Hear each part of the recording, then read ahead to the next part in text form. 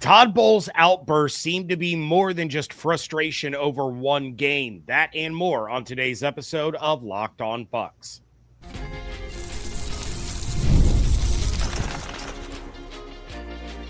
You are Locked On Buccaneers, your daily Tampa Bay Buccaneers podcast. Part of the Locked On Podcast Network, your team every day. What's up, and welcome into this episode of Locked On Bucs, your daily podcast covering the Tampa Bay Buccaneers, part of the Locked On Podcast Network, now the #1 sports podcast network. We want to thank you for making Locked On Bucs your first listen review every day. Don't forget you can subscribe or follow for free on YouTube or wherever you get your podcasts. I am your host, James Yarcho, writer over at Bucs Report, here with you every Monday through Friday. He is Evan Klosky on 10 Tampa Bay, 10tampabay.com, and the 10 Tampa Bay Plus app.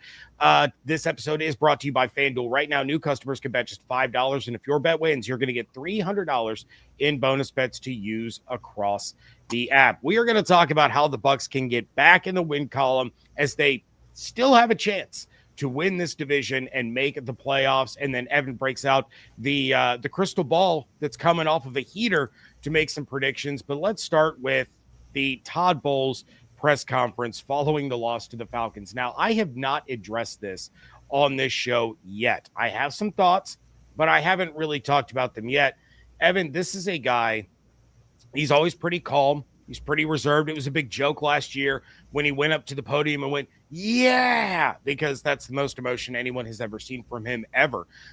He doesn't show emotion. He doesn't yell. He doesn't get excited. So dropping 7 F-bombs in one response was just a wee bit out of character. There's obviously some anger towards the way that game ended, but did that seem to you like a guy who was reacting out of character because of the way the game went down? Or is this a guy that was reacting because he's losing the locker room?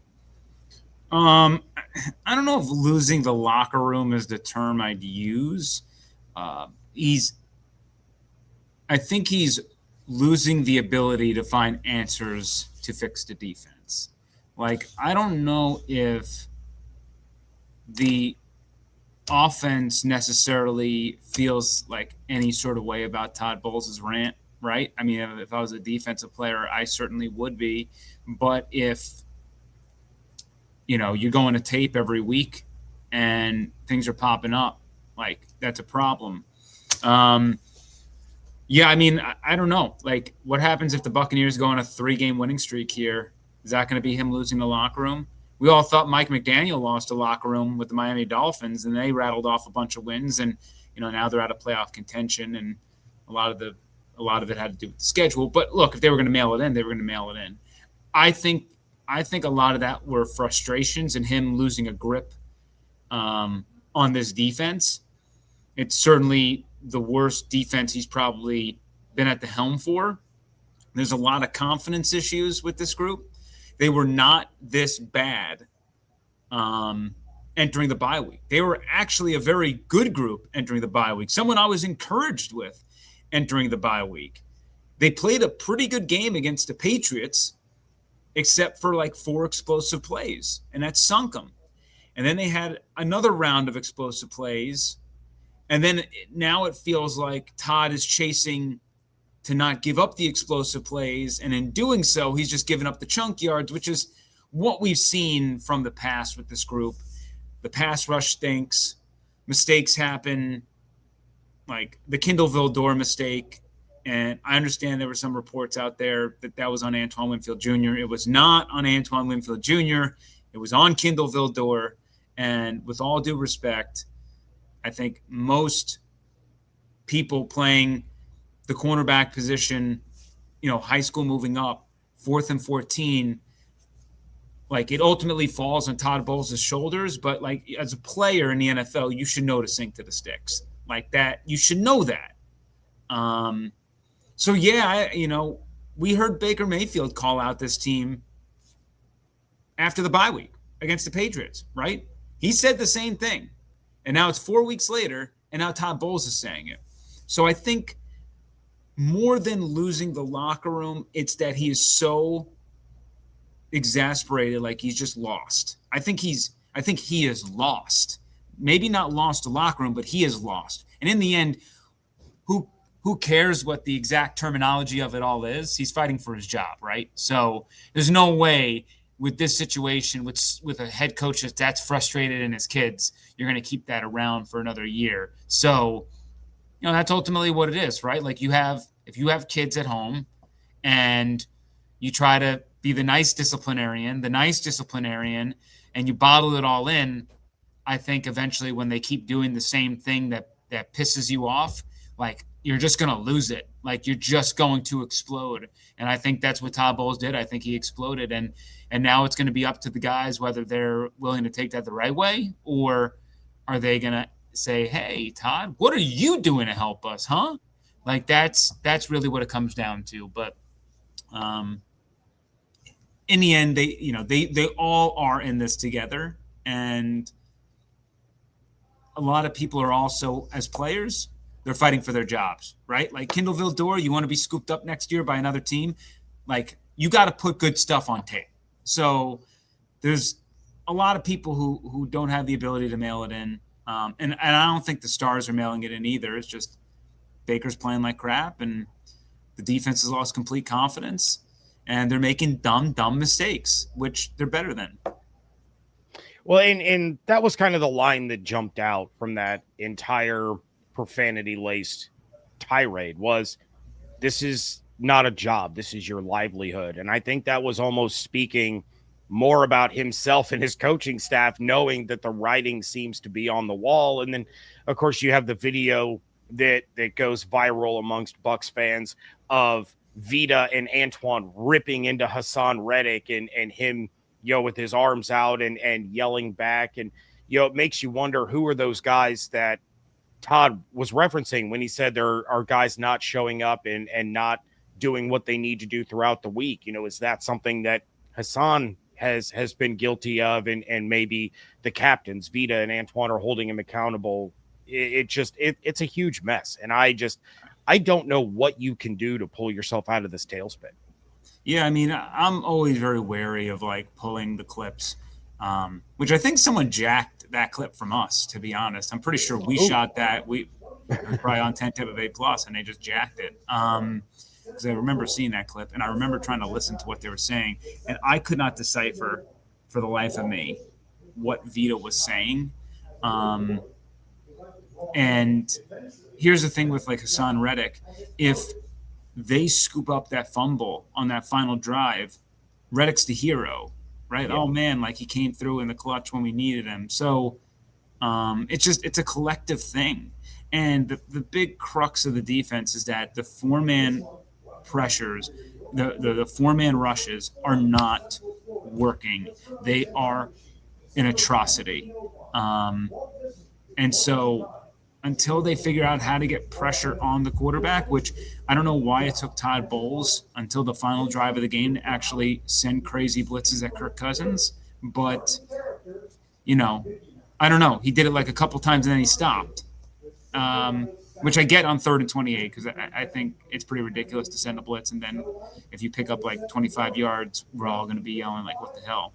But I just I don't know. I'm okay with friction, by the way. Like, I think there should be friction. And typically, this is a last-ditch effort for Todd Bowles, right? He's trying to spark something in his guys. And sometimes if you can say, hey, like, let me be the enemy for my players, right? Let the players all gammon together not liking me. And if they can just fight for each other and not me, that would be perfect. And I think there's a little bit of that as well. But whether it works or not, who knows?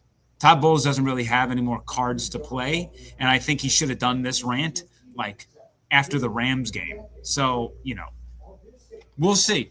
The proof is what the future is going to hold, not necessarily what we analyze right now.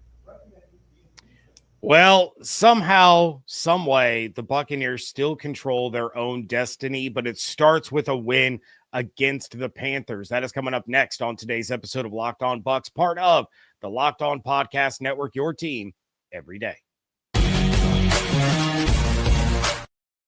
ever feel like your money just disappears each month? It happens fast. A few subscriptions here, an impulse buy there, and suddenly the numbers in your bank account don't match the numbers in your head. Rocket Money helps you get clarity, track every dollar, and stay in control of your finances. Because managing your money shouldn't feel like a second job. Rocket Money does the heavy lifting so you can save more and stress less. Rocket Money finds subscriptions you forgot you were paying for and helps you clean them up quickly. The bill alerts and spending notifications help you catch small things before they turn into big expenses, and having the app find good times to save each month keeps you consistent with your financial goals.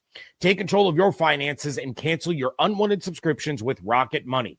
Go to rocketmoney.com/locked-on today. That's rocketmoney.com/locked-on, rocketmoney.com/locked-on.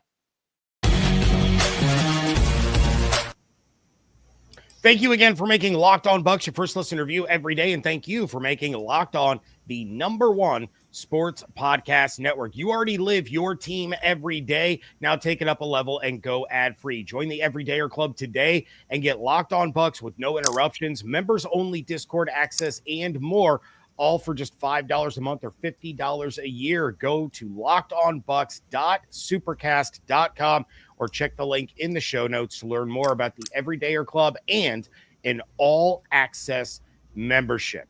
All right, Evan, here we go again. The Bucs, thanks to the Saints, are still in first place. They need to win this week and win against the Dolphins next week to clinch the NFC South for the 5th straight season. Now, there are scenarios where if the Bucs lose this week, they can still clinch the NFC South.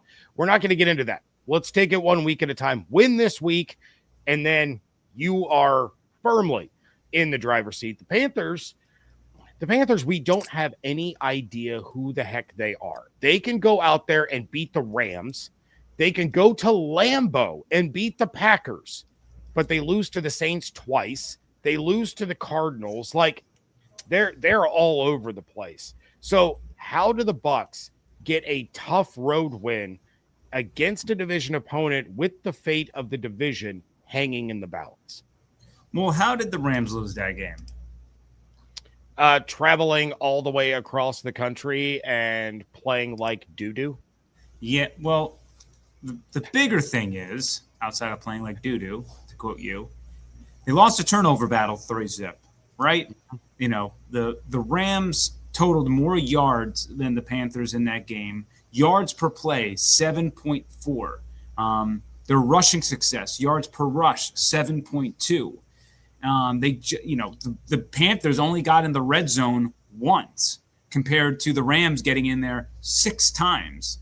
So, the Panthers have been opportunistic, right? Like, that Rams game is very similar to the Patriots beating the Bucs, where the Bucs were probably the better team and the Patriots still won because of a handful of plays. They were just the most opportunistic. So that really is the key for this team, is you got to, something they haven't done, and it's been so at its core, right? Like, I mean, if you typically protect the football, you are going to win the game. And I say it ad nauseum, but in the beginning of the season, and the reason why they're top 5 in turnover margin is because they were not turning the ball over. And they started the season 6-2 because at least when things look stale and stagnant, they weren't giving the other team opportunities.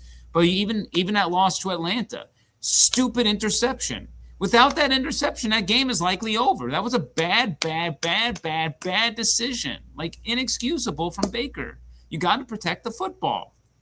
And, in the Saints game, I believe they didn't turn the ball over. Baker had that interception that resulted in 7 points on a Cameron Johnson play. But also the 4th down decisions, it ended up turning into like 6 turnovers when you factored that in. So, sure. Yeah. So, look, you got to just – this team is talented. You got to play clean football. You got to play safe. If you don't love it, check it down. And I think for the Buccaneers, that's got to be at the top of their list and hammering it home, because the Panthers, while they're not great with turnover margin, I don't know if this, if it's in their nature to really be giving up the ball a million times at home in a divisional game. Bryce has been pretty good traditionally with turnovers against Todd Bowles in his young career. So you have to at least make it somewhat difficult. You got to lean on your havoc, the tackles for losses, the sacks, the turnovers, defensively speaking.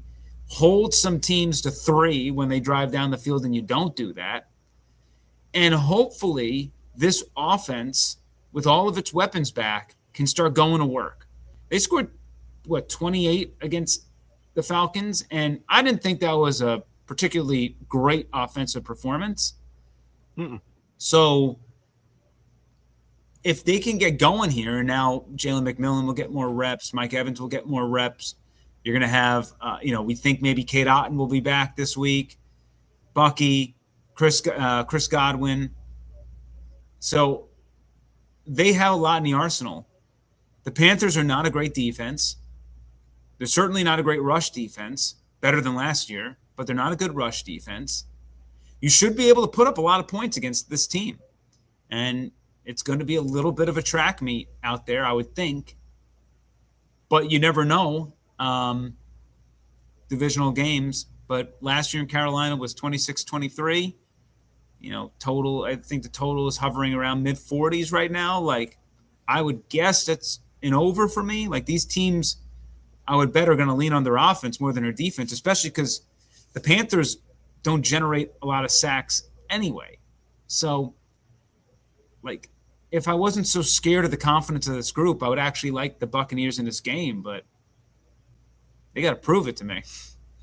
Yeah, I mean, you take a look at some of the defensive numbers for the Panthers. 26th in net yards per attempt, 30th in sacks per dropback, 29th in third down conversion percentage, 26th in fourth down conversion percentage. So it's like, okay, you should be able to feast against this defense, but then you take a look.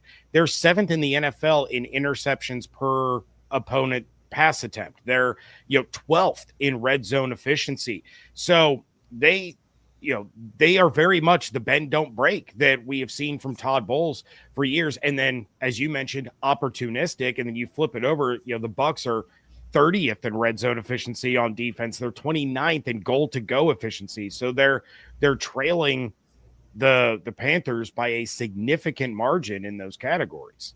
Yeah, the Bucs defense look like maybe they're not worse than the Raiders, but they're up there. My fear is that Baker's going to throw a couple of bad picks because this defense, this scheme, they can trick you. It's not a great defense, but they can trick you. Go watch the San Francisco game and Brock Purdy, who was in shambles against that defense for a little bit with some of the concepts they were doing to stop those Shanahan routes and the daggers and a lot of this deep stuff, which is what Grizz is going to want to do. You think about Jalen McMillan and those deep tacking the middle of the field. That's kind of what Jalen was doing last year. J.C. Horn's a problem. Yeah, so there's, I am, I'm a little bit concerned in that front. But, I would imagine the Panthers are going to go one-on-one, Horn versus Evans. And it might be a situation where you say, my guy's better than your guy. But that's likely how the Panthers are going to have to play this. And then, attack Chris and Emeka and Jalen in different ways. So, we'll kind of see what they do out there. But, I mean, I'm not confident in either team. It's really kind of coin flippy. Yeah, it's definitely going to be an interesting one. But we're about to find out what happens because it's crystal ball time. That is coming up next on today's episode of Locked On Bucs.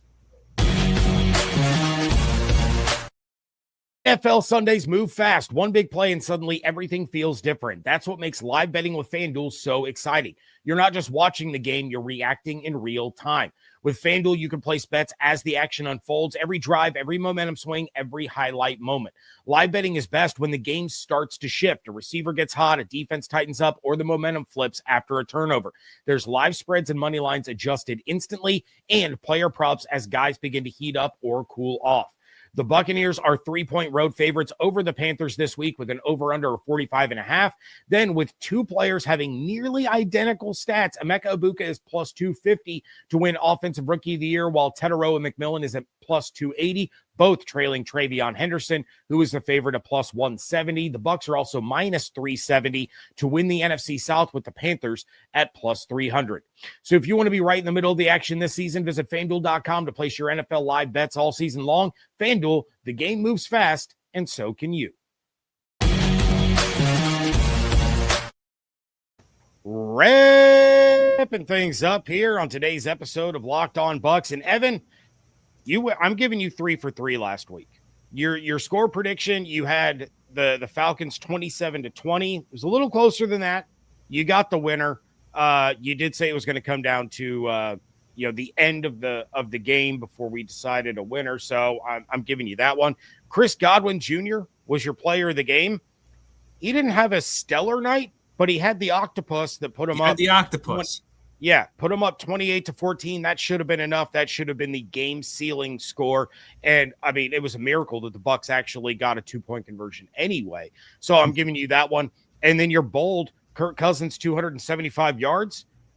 Yeah, he got way more than that. So, it was a 3 for 3 kind of week with the crystal ball. So you're taking a look into the future here, the Bucs, the Panthers. I'm going to go ahead and guess that your bold prediction is that Mike Evans gets 243 receiving yards because he only needs 242.6 yards per game in order to reach 1,000 this season. He's had 200 against the Panthers before. Indeed, he has. But no, I think the Carolina Panthers are going to go for at least 3 4th downs against the Buccaneers. At least. I think four might be too bold, but I think 3 is a fair bold.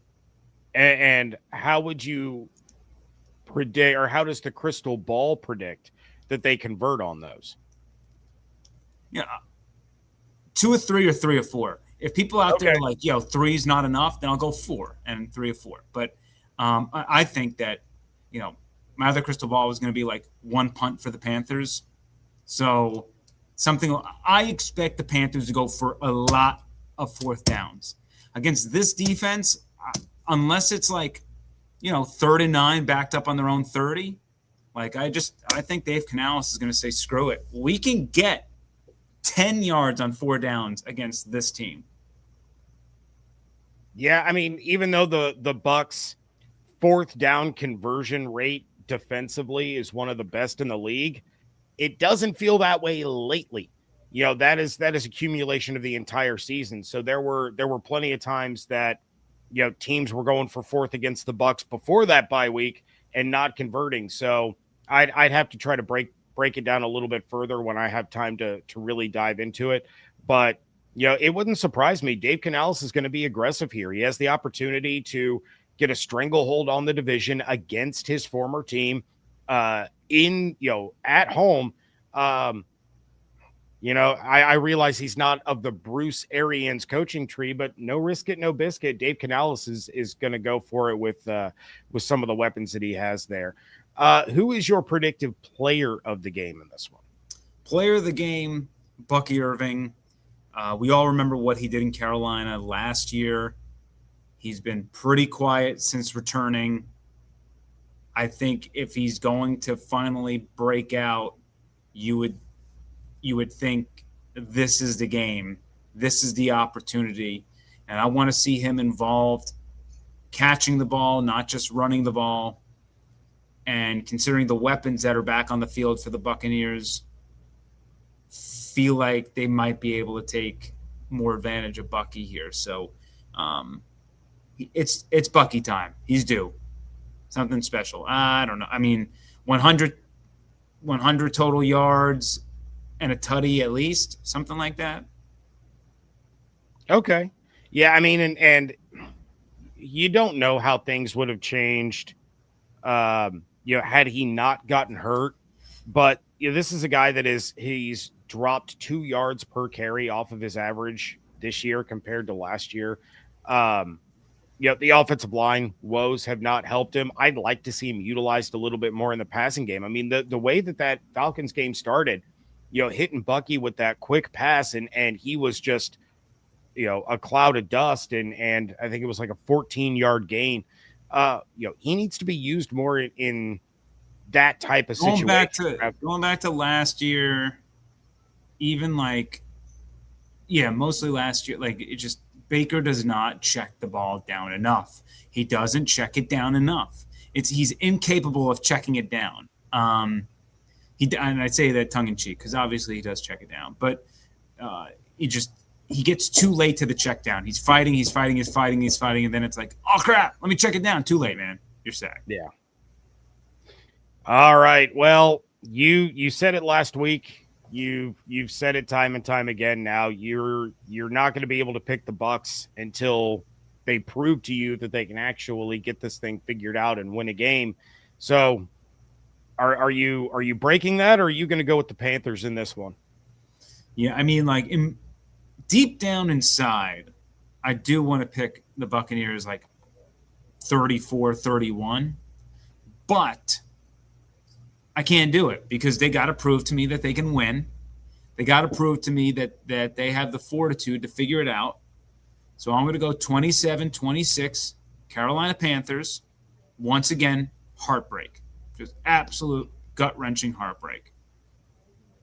Yeah, because why not? Nothing puts you in the Christmas spirit more than watching your team just prove it. Prove me wrong. I said it last week. Prove me wrong. I will say, I think the biggest advantage the Bucs have in this is that they're playing on the road. They seem to be a better road team than a home team this year. I'll also say this, and it has nothing to do with the outcomes of games because both teams have to play on it. They need to figure out the surface at Ray J next year. The grass has been abominable all season. It's been terrible, and on a player like Ben Bredesen, not his last injury, but the one before that, that was solely responsible to the grass sucking because his legs slid out. Yeah, it's not great. I don't think USF playing there helps matters any. But they've been playing there forever, and it's never been like this. I mean, I shouldn't say never, but last year it wasn't this bad. I don't know. It feels like every year we go through a stretch where the turf at Ray J is just absolutely destroyed. Yeah, this isn't good turf. But at least it's not claiming lives the way MetLife is. So they got that going for them. All right, Evan, what do we have going on over at 10 Tampa Bay, 10tampabay.com, and the 10 Tampa Bay Plus app? Remember, the Blitz is back this weekend. Not going to be a happy show, but it's back. So you'll have that. Unhappy. We'll have that back on 10 Tampa Bay Plus. You can also watch it on 10 Tampa Bay at 8:30 in the mornings on Sunday. We also have the Ultimate Florida Sports Show, which airs on 10 Tampa Bay Plus, and then continue to interact with me on the X at eKlosky WTSB. Would gladly answer questions you have as long as you're not a jerk. Would love to interact, and you can also see my Kindle Vildor breakdown of that 4th and 14. I posted that as well. Yeah, that was absolutely fantastic. So if you have not seen that, make sure you go check it out. Did Locked On Bucs make your Spotify Wrap? Prove it on social media to secure a free month of our brand new Everydayer Club. Just tag our national Locked On Podcast Network account on any social platform. We'll drop you a code. Be one of the first to join the Everydayer Club and get your favorite show ad-free and exclusive access to the members-only Discord. You can become an all-access member. Then you're getting a newsletter. You're getting all-access member-only episodes, all kinds of extra perks. You can check that out, LockedOnBucs. www.supercast.com or click the link in the show notes. If you just want to be an insider, that's cool too. Join subtext.com/LockedOnBucs. Everything's still going on over there. Make sure you're subscribed on YouTube with the notifications turned on, as well as wherever you get your podcasts. And make sure you're following on Twitter at LockedOnBucs, at JYarcho_Bucks, at eCloskey WTSP, Instagram and TikTok at LockedOnBucs in both of those spots. Hope you all have an absolutely outstanding day. Stay safe, stay healthy, fire the cannons. Want to thank you so much for joining us right here on Locked On Bucs, part of the Locked On Podcast Network, your team every day.